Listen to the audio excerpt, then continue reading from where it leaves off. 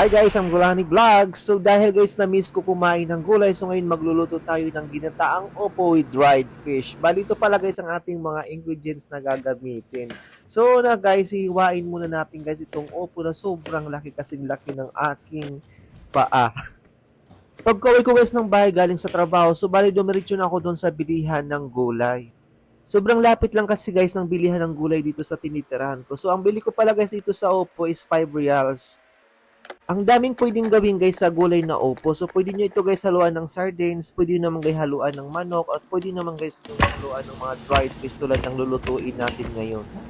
So natapos na tayo guys sa paghiwa. So ang dami pala nito guys, aabot siguro ito ng 3 araw itong uulamin natin. So ngayon guys maghiwa naman tayo ng sibuyas at saka bawang.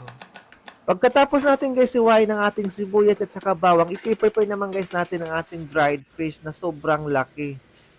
So itong dried fish pala guys, dala ko pala ito galing ng Pilipinas. So dinala ko yan guys dito sa Saudi Arabia. Nahirapan niya ako dito guys sa paghiwa-hiwa kasi sobrang tigas dito kasi naka-frozen lang ito.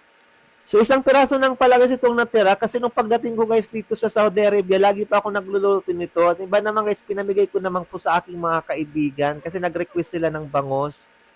So simulan na natin guys ang ating pagluluto. Sa mainit na kawali, maglagay tayo ng mantika. Kapag lumalaban na guys ang mantika, ilagay naman natin ang ating sibuyas. So lagi ako guys, inuuna ko lagi ang sibuyas pag nagluluto ako. At sinusunod ko naman guys itong bawang. Kapag nagiba na guys ang kulay ng ating sibuyas at saka bawang, katulad ng kaibigan mo nagbago ng ugali, ilagay na natin guys ang ating hiniwang opo.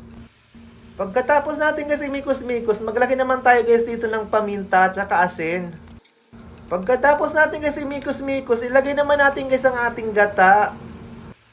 Aminin nyo guys, lahat ng pagkain ng may gata ay sobrang sarap. Di ko alam guys, anong mayroon dito sa gata? Bakit napapasarap niya lahat ng pagkain? Nilagay ko na rin pala guys dito ang ating pating na hiniwa-hiwa. Pagkatapos natin imikis-mikos, takpan naman natin to guys ng hanggang 5 minutes. After 5 minutes naman guys, buksan naman natin ang ating nilulutong masarap na ginataang opo.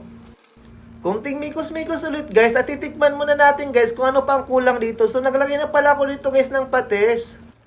At maglalagay tayo ulit guys dito ng pamintang durog at lalagyan naman natin guys ng kunting asin. At syempre guys, hindi mawawala ang ating sekreto sa pagluluto, ang sugar. So lagi ako guys naglalagay ng sugar pag nagluluto ako ng ulam. Yun kasi guys ang magbabalance sa alat kung maalat ang ating niluluto. So ngayon guys is tikiman time. At pasok ito guys sa aking panlasa na sobrang sarap. So ito nga pala guys ang ating ginataang opo with dried fish. Maraming salamat guys sa panonood. Please don't forget to like, share, comment, and follow Gulani Vlogs.